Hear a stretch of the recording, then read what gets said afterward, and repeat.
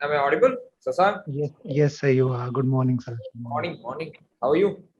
I'm doing fine, sir. How are you? I'm good, good, good. Is anything, I mean, second list, when the second list is going to come out? Second list, sir, after fifth, I guess. So, but I've logged an answer, so I'm not paying too much heed to that.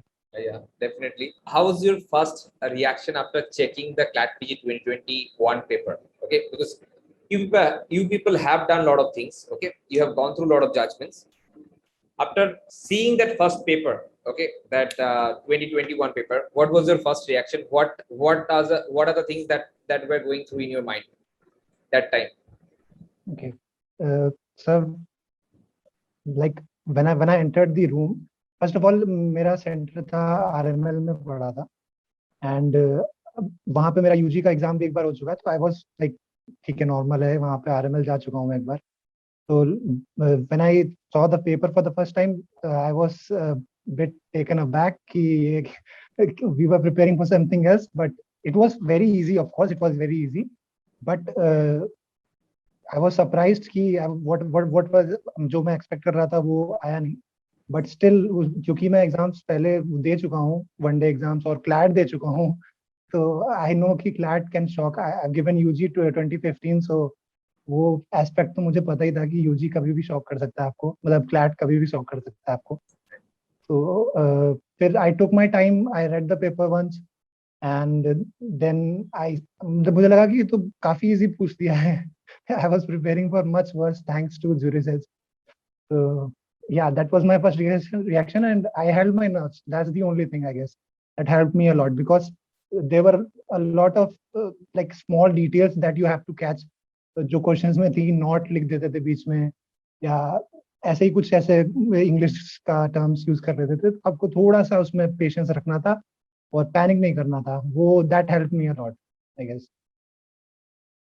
That's great. So now you have seen, I mean, after the paper, a lot of people have scored really good marks in comparison to the last year, right?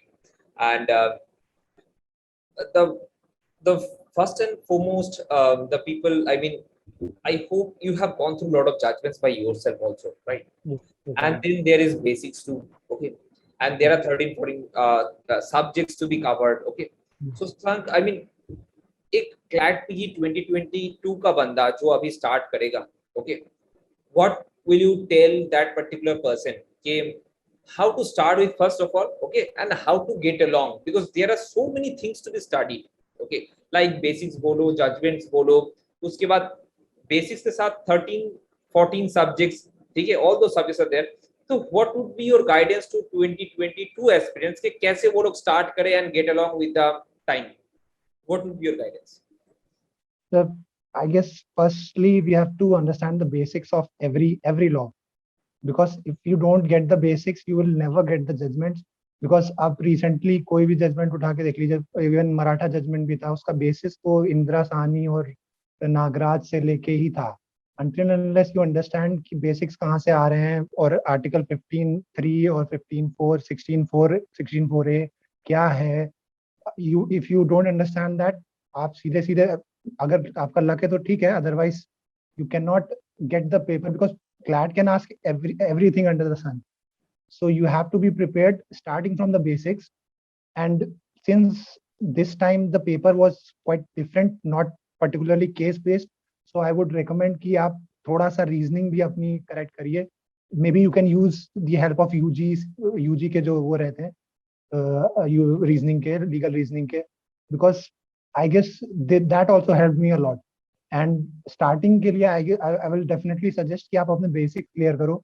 आपको articles पता होने चाहिए, 15(4), 16(4), इन सब में base दिया क्या है, कि कहाँ SC/BC दिया है, कहाँ SC/ST दिया है.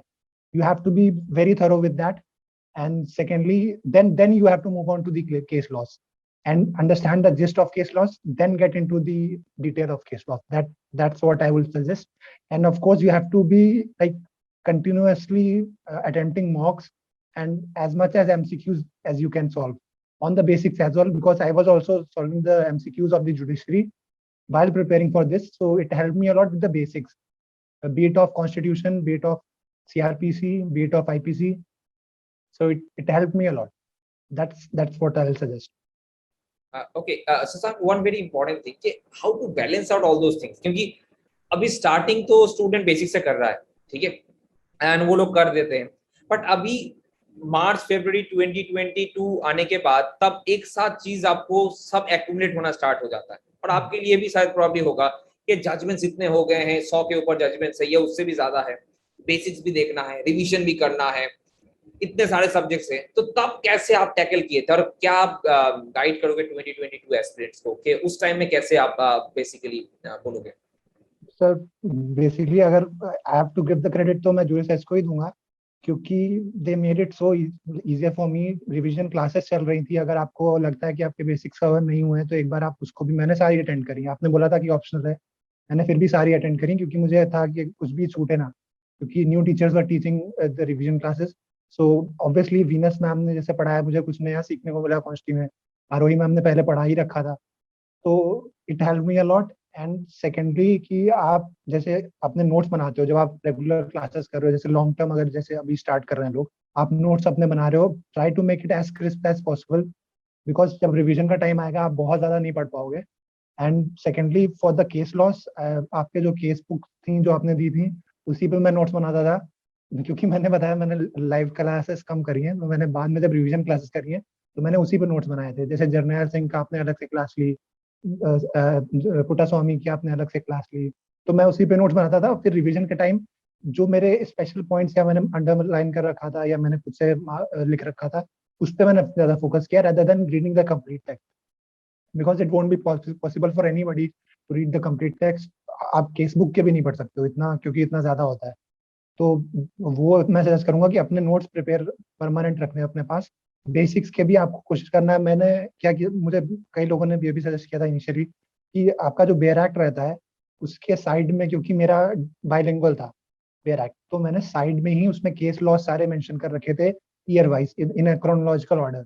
सो मुझे पता था कि इसमें ये हुआ है, then moving on to second case and third case, उसमें आप एड ऑन भी कर सकते हो। रिसेंट जैसे देवेंद्र सिंह का आया उसके बाद जजमेंट रिसेंटली उस रिव्यू करने के लिए सब क्लासिफिकेशन वाला, तो वो भी मैंने उसमें ऐड कर दिया, वो सब बेयर एक्ट में था। तो while you are reading the clauses and and the act articles, so उसके साथ आपका केस लॉ भी प्रिपेयर हो जाएगा। बेसिकली आपको क्रिस्प एंड शॉर्ट करना है। It is all about like channelizing all the things to one direction and filtering all the non-essential stuff from the essential one. So it will take time, but Juris will definitely help you with that, because I think the cases which ROE ma'am taught me in constitution law, or like the cases which you have dealt in the class, and for that matter any other faculty, they had the clear idea कि उनको CLAT के लिए पढ़ा रहे हैं, judiciary के लिए नहीं पढ़ा रहे। तो उन्हें पता था कि ये इंपॉर्टेंट है, ये पढ़ना है। मुझे भी पता था कि ये उन्होंने बता दिया, मैं उससे ज्यादा बहुत ज्यादा मेरे को ज्ञान तो लेना नहीं है, मेरे को फ्लैट निकालना है बेसिकली। तो मैंने उसी पे फोकस किया जो मेरे को उन्होंने गाइड किया, और जो भी मेरे को केस लॉ बताया उस पे ही ज्यादा फोकस किया मैंने। So, that's a very good that you said कि how to balance it out the both, ठीक है। Now, एक और एक चीज है इस बार क्लैट पीजी 2021 के पेपर में देखने के लिए मिला, वो है सीआरपीसी के क्वेश्चंस। बहुत ज्यादा वो अनएक्सपेक्टेड था बहुत स्टूडेंट के लिए, and probably you are also preparing for the judiciary, that might have helped, ठीक है, but also side by side we have also done the CRPC classes Yes, and the yes, cases both, but बिल्कुल sir. एक चीज है कि शशांक इस बार CrPC question paper में आया है, इसका मतलब ये भी तो हो सकता है नेक्स्ट ईयर एविडेंस भी पूछे, नेक्स्ट ईयर सीपीसी भी पूछ सकते हैं। सो आपको इसके बारे में how you what you want to suggest to the 2022 aspirant कि वो लोग ये प्रोसीजरल लॉ जब इतने सब्जेक्ट्स के साथ ऐड होते हैं, क्योंकि each and every procedural is so bulky कि एक इतना मेहनत होता है, आप उसको कैसे टैकल करेंगे क्लैट पीजी प्रिपरेशन के लिए? सर बेसिकली आई सजेस्ट कि आप पहले अपना कॉन्स्टिट्यूशन, और ये सब तो बहुत हैवी रहता है क्लास में, तो सबको पता है। जूरिस्प्रूडेंस भी रहता है, जूरिस्प्रूडेंस तो सारे वही पढ़ रखे थे हम लोगों ने, लेकिन कुछ आया नहीं। बट ठीक है, इट हेल्प, कहीं और नॉलेज वेस्ट तो जाती नहीं है, तो वो तो आपको बेसिक करना ही है। But regarding procedural law, I suggest कि जो इस बार भी आया है वो बेसिकली बेल और उससे रिलेटेड थे। एक 3.3.11 का क्वेश्चन था जो कि थोड़ा सा आउट ऑफ कंटेक्स्ट मुझे लगा, तो मुझे नहीं लगता कोई रेलेवेंट केस लॉ था उससे रिलेटेड। बाकी अर्नब गोस्वामी का केस था, और जितने भी रिलेटेड केस थे वो बेल से रिलेटेड थे। तो first you have to like select the topics which are like very very recent and in news, which are basically hot potato. So उस पे जो भी आपका प्रोसीजरल है, जैसे कोई भी एक particular section of evidence act लग रहा है या सीआरपीसी का लग रहा है, उसको तो आपको बहुत ही अच्छे से करना पड़ेगा. और बेसिकली मैं भी यही सजेस्ट करूंगा, क्योंकि क्लैट इज वेरी अनप्रेडिक्टेबल. तो आप एक जुडिशरी की जो वो प्रीलिम्स का वो रहता है, तो उसके आपको सॉल्व कर लेने चाहिए एमसीक्यूज, क्योंकि that help me a lot this time. Basics से आप एक बार पढ़ लोगे, नहीं वो आपको लगेगा कि आपको समझ में आ गया कि अच्छा इसमें ये दिया है, बट आप जब एमसीक्यू सॉल्व करोगे तो आपको निटिग्रिटीज पता चलेंगी उस सेक्शन की. और मैं कभी भी ये सजेस्ट नहीं करूंगा कि आप पूरी सीआरपीसी लेके बैठ जाओ क्लैट के लिए. That will be counter productive for anyone. And secondly मैं यही सजेस्ट करूंगा कि आप केस लॉ देखो कि कौन से रिसेंट में आए हैं. अगर वो सीआरपीसी के इस सेक्शन से डील कर रहे हैं या किसी और सेक्शन से डील कर रहे हैं, आपको बस उसके एमसीक्यूज लगाने हैं. आप यूट्यूब का हेल्प ले सकते हो, आप आपके टीचर्स मेंटर्स से भी हेल्प ले सकते हो डायरेक्टली कि मुझे इससे रिलेटेड वो चाहिए, एमसीक्यू चाहिए. आप जुडिशरी की बुक्स ले सकते हो एमसीक्यूज की, प्रीलिम्स की. वही क्वेश्चन सॉल्व करो, बिकॉज आई डोंट थिंक कि बहुत ज्यादा पढ़ने का प्रोसीजर हो. मैंने भी लास्ट में रिवाइज नहीं किया था. मैंने सिर्फ सीआरपीसी जब पढ़ा रहे थे विप्लव सर आई गेस, तो मैंने सारी पूरा पढ़ा था सीआरपीसी, और वो मुझे काफी हेल्प किया. बट साथ में मैं उसके एमसीक्यूज लगा रहा था जुडिशरी के, क्योंकि मुझे पता था कि क्लैट में तो चांसेस कम है आने के, बट स्टिल क्योंकि जुडिशरी मुझे अल्टीमेटली देना है एक बार, तो मुझे लगा था अच्छा है, प्रिपेयर हो जाएगा, और टाइम भी मिल गया था क्लैट में इस बार. तो मैंने यही किया. तो मैं यही सजेस्ट करूंगा कि सारा मत पढ़िए, क्योंकि फिर ऐसा तो सीपीसी भी पूछ सकते हो, तो you never know. But CPC is like humongous and it is very complicated as well. So basically वही जो आपका मॉडर्न ट्रेंड में है, जो केस लॉ बहुत ही आप वैसे भी सजेस्ट करते हैं कि कौन से रिसेंट केस लॉज इंपॉर्टेंट है, लिस्ट देते हैं आप लोग. उसमें अगर कोई पर्टिकुलर केस किसी पर्टिकुलर प्रोविजन से, जैसे बेल इस बार बहुत ही ज्यादा पूछा गया है, बेल में क्या से हर ईयर कॉमन रहेगा, क्योंकि वो तो बहुत ही प्रिवेलेंट रहता ही है. तो वही मैं सजेस्ट करूंगा कि आपको एमसीक्यू सॉल्व करने हैं. और क्लैट में फिर syllabus can be anything under the sun, like I said. So you have to be prepared from your end, but and hope for the best, basically. Definitely. But one thing, Sasank, whatever you told regarding that, absolutely fine. But ये जो दोनों comprehension वाला paper आया है, एक आपके पिछले साल मतलब 2020 में जो पेपर आया, और आपके जो पेपर आया आप लोगों के 2021, उन दोनों में तो बहुत डिफरेंस है, बहुत डिफरेंस है. One was in relation to recent judgments and judgments, उसमें थोड़ा बहुत बेसिक्स भी था. और आपके जो पेपर थे इसमें basic conceptual legal knowledge, reading skill, आपके comprehension skill, all this things were tested. ठीक है. नाउ अभी 2022 के लिए, ठीक है, अभी तो दोनों टाइप के पेपर हो गए. ठीक है. तो next paper might be mixture of both of the things, और एनी ऑफ द थिंग्स 2020 को रिपीट हो सकता है, 2021 रिपीट हो सकता है, anything can be done. Now इसके रिगार्डिंग आपको आप 2022 एस्पिरेंट को क्या सजेस्ट करोगे कि आपको बेसिकली क्या क्या चीज मैंडेटरीली चाहिए आपके प्रिपरेशन में कि आप ये फोकस करो और ये बहुत जरूरी होने वाला है आपके 2022 के लिए? What are the pre requirements? Sir before like attempting any exam, सबसे पहले हम लोग प्रीवियस ईयर ही देखते हैं. But with CLAT it is like कि वो बहुत ही रैंडम कुछ भी पूछते हैं, उनका पैटर्न हर साल चेंज होता रहता है. So but you have to take a faith कि आपका प्रीवियस ईयर रिपीट होगा, क्योंकि हमारी भी प्रिपरेशन वैसे ही थी. Because first of all that will give you the confidence कि आप जब एग्जाम में एंटर करोगे ना, तो आपको लगेगा कि मैंने तो सब पढ़ ही रखा है, कहाँ से आएगा पेपर यार. तो that help me a lot initially. वहां पे जब मैं गया तो मेरे को था कि हाँ मैंने इतने केस लॉग पढ़ रखे हैं, कुछ तो होगा, बट आया नहीं. But that is a different thing. लेकिन मैं यही सजेस्ट करूंगा कि आपका प्रीवियस जो ईयर है, जैसे फॉर 2022 आपको 2021 को एक बेस बनाना है कि ये लीगल रीजनिंग पूछा है, उसमें केस लॉज भी पूछे हैं, और रिसेंट केस लॉज कुछ ऐसे थे जिनका मैंने नाम भी नहीं सुना था, बल्कि मैं बहुत सारे केस लॉ पढ़ के गया था. तो ये सरप्राइजिंग एलिमेंट तो रहेगा ही क्लैट में, आपका हमेशा रहेगा. बट आपको जो प्रीवियस ईयर है उसको बेस बनाना ही पड़ेगा. व्हाट आई सजेस्ट कि आप 2020 के पेपर को भी निगलेक्ट नहीं कर सकते हो, क्योंकि like you said it can be repeated as well. So आपको केस लॉ भी करने हैं, बट इतना हैवी नहीं करना जितना मुझे लगता है कि हमें पढ़ाया गया है, क्योंकि आपको इस बार रीजनिंग पे भी ध्यान देना पड़ेगा, और आपको बेसिकली इंग्लिश कॉम्प्रिहेंशन का भी आपको ध्यान रखना पड़ेगा. क्योंकि अभी जैसे हमारा प्रिपरेशन था वो बहुत ही केस लॉ हैवी था, कि बेसिक्स तो आपको दे डेफिनेटली, आपको कोई भी एग्जाम देना हो लॉ का आपको बेसिक्स तो आने ही चाहिए। तो आपका बेसिक तो आर्टिकल सेक्शंस वो तो क्लियर होना चाहिए। मैं उसके ऊपर का आपको बता रहा हूँ कि उसके ऊपर आपको यही कोशिश करनी है कि केस लॉ तो करने हैं बट इतने हैवी नहीं करने जितने हम लोगों ने किए इस बार। थोड़ा सा रीजनिंग को पे भी ध्यान देना पड़ेगा। और सबसे इंपॉर्टेंट ये है कि आपको पैराग्राफ रीड करना जल्दी है। एक तो अगर आप न्यूज़पेपर नहीं पढ़ते हो, that is going to harm you a lot, because newspaper से आपकी रीजनिंग और रीडिंग स्पीड सारी चीजें इंप्रूव होती हैं। उससे आपका एनालिटिकल थिंकिंग, लॉजिकल थिंकिंग बनती है। वो आपको बहुत जरूरी है पढ़ना। आप आर्टिकल्स पढ़ सकते हो बेसिकली, उससे आप कंक्लूजन खुद के डेराइव कर सकते हो।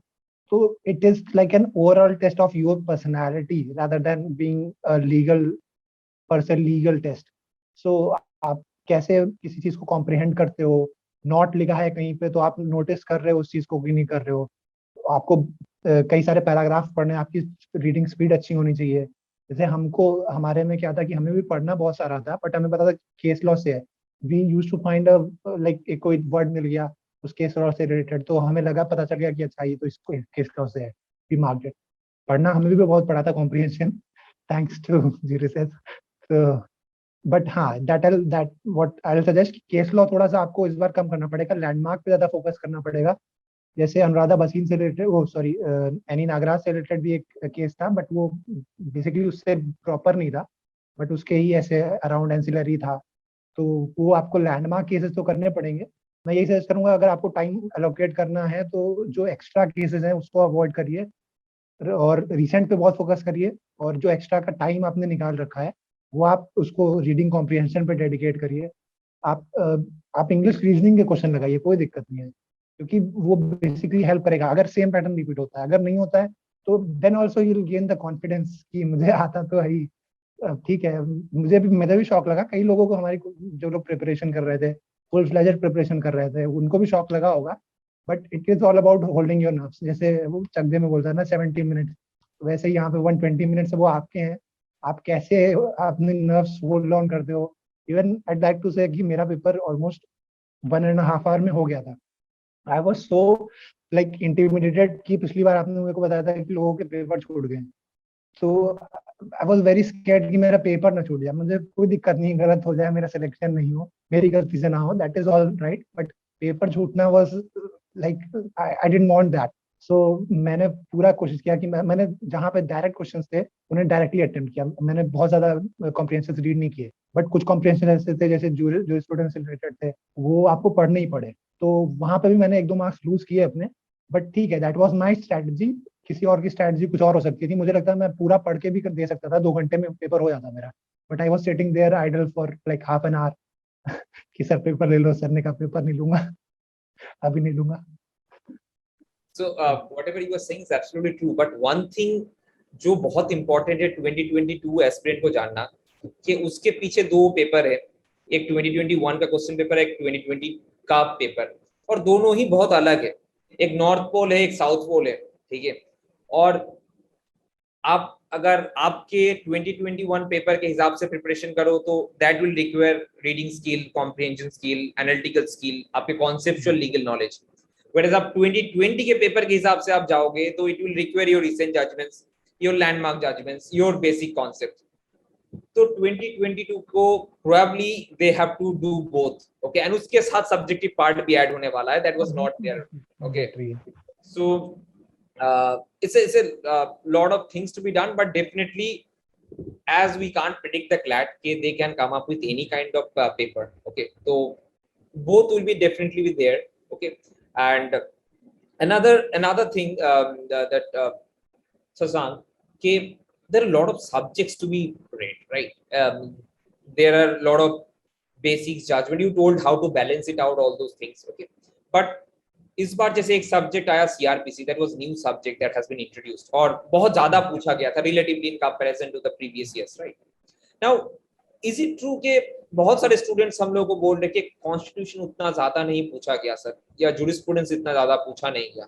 what is your take on that particular aspect? Is it true, or it is that there are some indirect question from constitution, ऐसा ऐसा आपको आपको लगता है? सर बेसिकली आप कभी भी क्लैट पीजी का एग्जाम देखिए तो they are constitution and jurisprudence very loaded exams, always been there, so ये तो रहा ही है हमेशा से केस।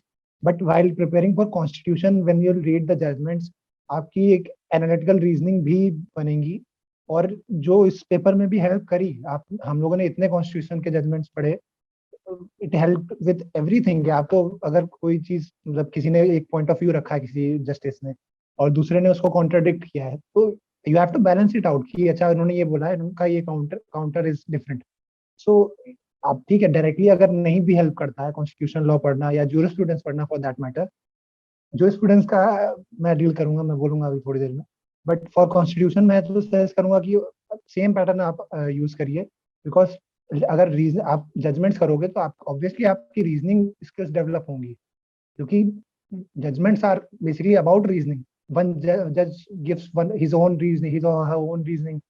सेकंड जज अगर काउंटर करता है तो वो हिज अपना अलग रीजनिंग देता है। तो आपका वो तो कवर ही हो जाएगा उससे। और साथ ही साथ अगर फॉर एग्जांपल अगर सेम पैटर्न पे आता है तो वो आपको भी बेनिफिट करेगा कि जजमेंट्स पूछ लिए। अगर नहीं भी पूछते तो आपकी रीजनिंग स्किल्स डेवलप होती हैं उससे। तो कॉन्स्टिट्यूशन के लिए तो आपको जरूरी है। And regarding jurisprudence, jurisprudence was this time मुझे लगता है कि अनएक्सपेक्टेड था। जैसे उन्होंने क्वेश्चन पूछे, it was totally about like reasoning ही थी जूरिस्प्रूडेंस की। कुछ स्पेसिफिक ऐसा केस मतलब उससे रिलेटेड नहीं था जूरिस्प्रूडेंस की लीगल नॉलेज से। पिछली बार अगर आप क्वेश्चन देखिए तो हॉफल एनालिसिस पे क्वेश्चन था। तो यू कैन नेवर नो, आपको प्रिपेयर तो करना ही पड़ेगा। बेसिकली मैं ये सजेस्ट कर सकता हूँ कि आप उतना ज्यादा कोर्ट्स और उस पर फोकस मत करो। हो सकता है आ जाए, आई डोंट नो, एक नंबर का तो आ ही सकता है। जैसे इस बार भी एनवायरमेंटल लॉ डे पूछा था, एनवायरमेंटल डे सॉरी। तो वो तो मुझे मेरा गलत ही हो गया बेसिकली, पढ़ाया आपने था बट मैं गलत हो गया, हो जाता है। तो वो एक दो क्वेश्चन तो सारे हर पेपर में आएगा। बट आपको ये है कि ब्रॉडर पर्सपेक्टिव देखना है कि क्या कवर करना चाहिए। तो ब्रॉडर पर्सपेक्टिव में यही सजेस्ट करूंगा कि जैसे पिछली बार हॉपर एनालिसिस आया, इस बार बहुत ही रीजनिंग बेस्ड क्वेश्चन आया जो स्टूडेंट्स का। बट आप जब जो स्टूडेंट्स पढ़ोगे आपको स्कूल्स का आइडिया होगा कि एनालिटिकल स्कूल्स में अच्छा ऑस्टिन है, बेंथम है, इनकी एक पर्टिकुलर आइडियोलॉजी है कि सॉवरेन को फोकस करेंगे, कमांड पे फोकस करेंगे। ऐसे ही नेचुरल लॉ पढ़ोगे, नेचुरल लॉ स्कूल पढ़ोगे, आप रियलिस्ट स्कूल पढ़ोगे।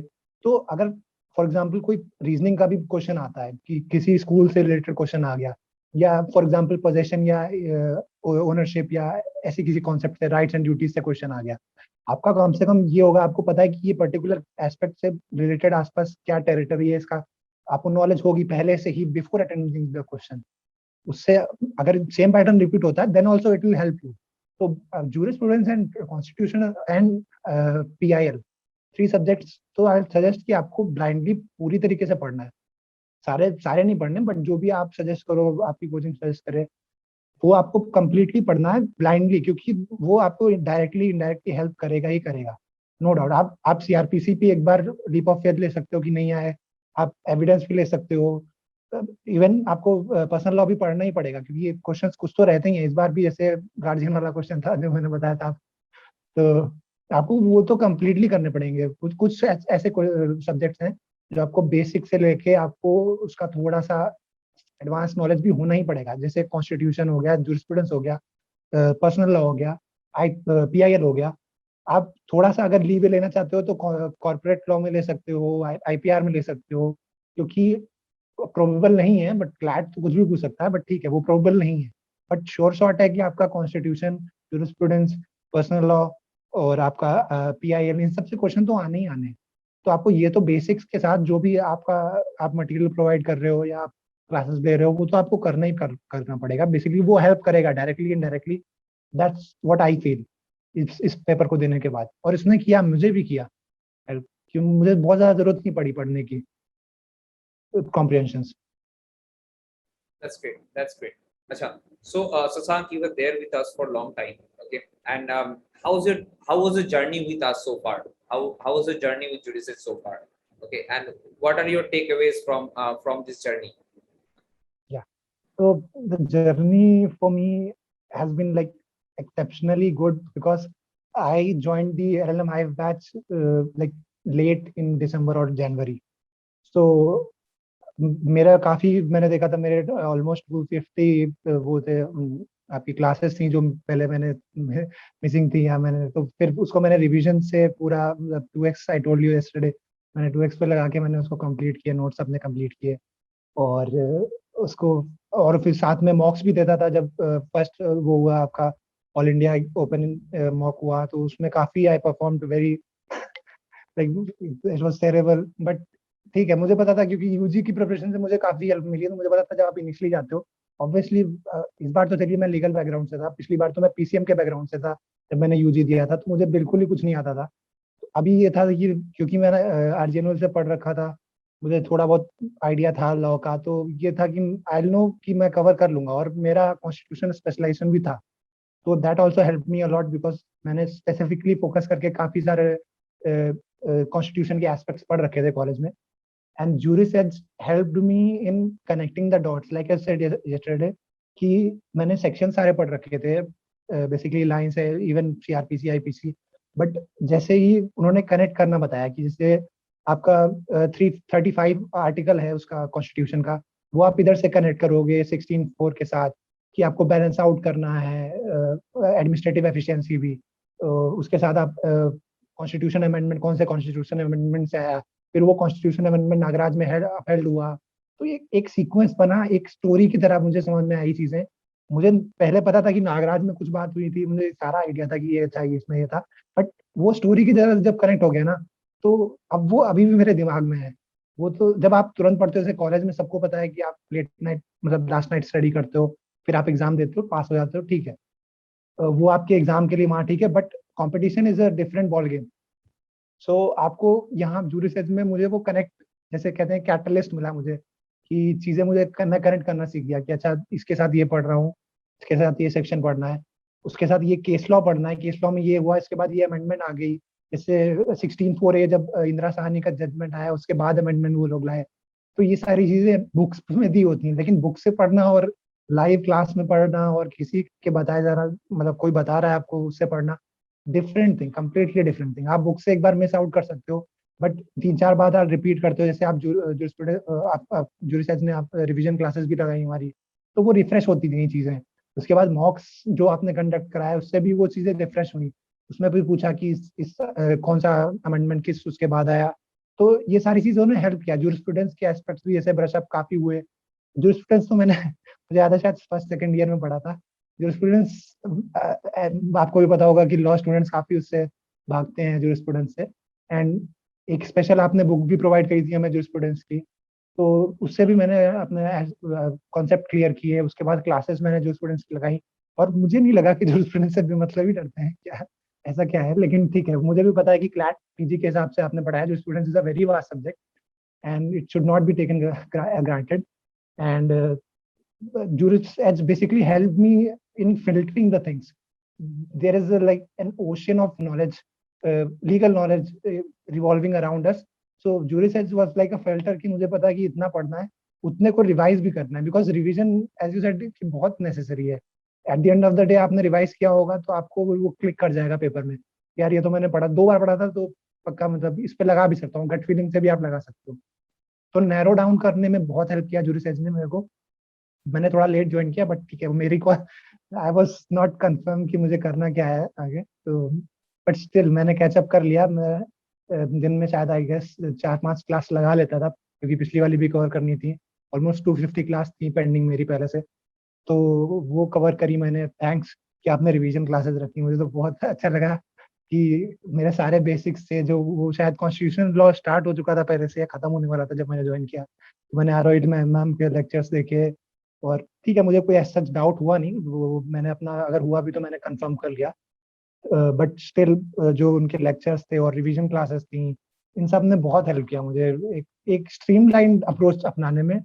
हो सकता है अगर मैं if I tried slowly, sorry solo on my own, so उसमें मेरे को लगता है कि मैं इधर उधर कहीं ना कहीं डिस्ट्रैक्ट हो सकता था, कि ये भी कर लेता हूँ, ये भी कर लेता हूँ। बट ये कोचिंग का यही फायदा होता है कि आपको स्ट्रीमलाइन एक डायरेक्शन मिल जाती है कि आपको ये नहीं पढ़ना है। बेसिकली जैसे कई सारे कॉम्पिटिशन्स में लोग बताते हैं कि आप, ये जरूरी नहीं है कि आप क्या पढ़ते हो, ये जरूरी है कि आप क्या छोड़ते हो, because there is a lot to study and you have to pick and choose. And and I say that कि मेरा लक भी फेवर किया, क्योंकि इवन लास्ट में भी मेरे काफी लेक्चर्स बचे थे, तो मैंने सारे कंपनी लॉ के सारे लेक्चर्स नहीं किए थे, आईपीआर के तो मैंने बहुत ही कम किए, एक या दो लेक्चर्स किए, तो मैंने एक लीप ऑफ फेथ लिया कि चलो अगर आता है तो ठीक है, मेरा बैड लक है कि मैं नहीं कर पाया कवर उसको टाइम में, बट अगर कोई टाइमली ज्वाइन कर रहा है और फॉर दैट मैटर कि आपका क्रैश कोर्स भी कर रहा है, तो आप तो सारे कवर कराओगे उसको, वो भी एक पर्टिकुलर टाइम पीरियड में। तो मैं यही सजेस्ट करूंगा कि उस पर्टिकुलर उसको समझ के, आपके पैटर्न को समझ के, आपके पूरा जो आपने एक रोड मैप बना रखा है उसको फॉलो करके डेफिनेटली आप सारे सब्जेक्ट कवर कर सकते हो। मैंने एक रिस्क लिया, सीआरपीसी को थोड़ा सा हल्का लेके, आईपीआर ना पढ़ के, आपका पीआईएल पीआईएल तो पढ़ा मैंने, कंपनी लॉ ना पढ़ के, तो वो मेरा रिस्क था। मैं और ठीक है, वर्कड आउट इस बार, तो सबका ही रिस्क, सबके लिए रिस्की हो गया था पेपर। बट हाँ, मैं ये सजेस्ट करूंगा कि अगर आप शुरू से ज्वाइन कर रहे हो या आप बेसिकली क्रैश कोर्स भी कर रहे हो, तो जो आपने रोड मैप बना रखा है, एक ब्लूप्रिंट दे रखा है कि हमें ये इतने दिन में ये क्लास करनी है, इतने ये सब्जेक्ट करने हैं, वो करने चाहिए, बेसिकली फॉलो करना चाहिए, बिकॉज आप इस फील्ड में रह चुके हो कई सालों से। हमारा ये पहला एक्सपीरियंस है, क्योंकि इससे पहले तो हम ग्रेजुएशन ही कर रहे थे, तो इतना नॉलेज नहीं थी कि क्लैट क्या पूछता है। तो अगर आपके एक्सपीरियंस का बेनिफिट तो हमें लेना ही चाहिए, और उसी के लिए हम यहाँ पे हैं, तो एक फेथ तो रखना ही पड़ेगा जो रिसर्च पे। That's true. That's true. Because we are doing it each and every year. We know कि कैसा क्या हो रहा है each and everything, right? So that's very important कि you have to believe in the process, because there are a lot of things to be completed, and in a year to complete all those things, it requires a lot of time, and it requires a lot of dedication from your side and our side both, right? कि आपको basics करवाना है, उसके बाद judgments भी है, उसके बाद revision classes है, उसके बाद mocks भी है, and it requires a lot of dedication from the students as well, right? So it's a very great that you shared all those things, Ashank. Okay, any other thing that you want to share regarding your uh, this particular journey you are getting into Nalsar now? Okay, and anything what you are going to do after that, after joining the Nalsar या LLM के बाद? LLM के बाद sir, I like my focus is obviously on judiciary, and ये खासकर UP judiciary का है। But देख, मैं वही सोच, very tough. It is I very know I know GS heavy रहता है, हाँ. तो बेसिकली फोकस वही था। मुझे ये भी डाउट था कि मैं जुडिशरी कर लेता हूँ ग्रेजुएशन के बाद, बट बैकअप रखना इज ऑलवेज, मतलब it has been my thing कि मुझे बैकअप चाहिए। That's very good. और ये बहुत अच्छा है strategy लियो कि you have that another 1 year for your judicial preparation also. Yeah, I can do that from Nalsar as well.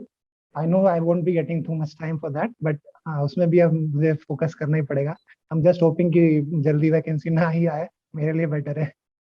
तो हाँ, ये मेरे लिए था, but for the other aspirants मैं यही सजेस्ट करूंगा कि लाइक कई सारे, मोस्टली जो एस्पिरेंट्स रहते हैं क्लैट पीजी के, वो एनएलयू से नहीं रहते हैं, क्योंकि तो उनके दिमाग में एक एनएलयू का टैग जो है वो बहुत ही हैवी, मतलब एक एक ड्रीम लाइक टैग रहता है, and they like give their everything to it. So it's good कि अगर आपको मिल गया है तो बहुत अच्छी बात है, बट अगर आपको नहीं भी मिला है एनएलयू, तो ये कोई defining factor End of the world नहीं है ये. Is not the end of the world. आप कहीं से भी, आप अगर आप में पोटेंशियल है, आप में वो एक्यूमेन है, आप में वो स्किल है, लीगल अंडरस्टैंडिंग है चीजों की, आप सक्सीड कर सकते हो एनी फील्ड में, जहां भी आप जाना चाहो। एनएलयू एक ऑब्वियसली एक बहुत अच्छा इंस्टीट्यूट है एनएलयूज के, बट उसको एक ड्रीम वो बना लेना, फिर उसके पीछे डिप्रेस्ड हो जाना, आई डोंट सजेस्ट कि ये किसी के लिए भी अच्छा है। क्योंकि बेसिकली मैं खुद मैंने अंडर ग्रेजुएशन कर रखी है आरजीएनएल से, और उसके बाद भी जैसे इस टाइम भी आई वाज, मुझे पता था कि this is not the end of the world. अगर फॉर एग्जांपल नहीं भी होता है मेरा, तो I have a lot of things to do, not because I've done my graduation for management, because I am a graduate, I can do n number of things अगर नहीं भी होता है, but ठीक है, you have to give your 100% to this and hope for the best and just be positive कि this is not the end of the world. That's a great message that you shared with everyone. Okay, Sasank, it's not end of the world if you're not getting into the NLU. Okay, there are a lot of good private colleges, and at the end of the day, उसके बाद भी आप बहुत कुछ कर सकते हो graduation के बाद. There are a lot of opportunities that are there that you can explore, that you can learn, and at the end of the day, ये आपके ऊपर मैटर कर रहा है, आप कैसे आप खुद को डेवलप कर रहे हो, ठीक है। Exactly. And it's a very great message that you have shared. Thank you, Sasank, for sharing your journey and sharing your experience. And there are a lot of tips that you have given to 2022 aspirants. I hope I they will hope so. implement that. Okay. And Yeah. thank you, Sasank. And anything that you need help in your LLM journey that you can share, So or you we'll be can in touch. send me a message regarding that if any problem that you are facing. Okay, I'll be there to Yeah. help. Okay. Thank you so much. I'm extremely overwhelmed to be here, and all credit to goes, all credit goes to Juris's team. Especially you, you've been great support. Even the testimony which I have filled, I've like put you and ROE ma'am as the professors of the money heist. So you have laid down a great like path for me, and I followed it. And thanks to you that I'm going to NASAR finally. And thanks to Juris's team. It's a pleasure to help you. Okay, and it's a really wonderful experience that we have with you, Sasank. Okay. Thank you. Same here. Same All here. the best. All the best for your future endeavors. Thank you. Thank you so much. Same to you.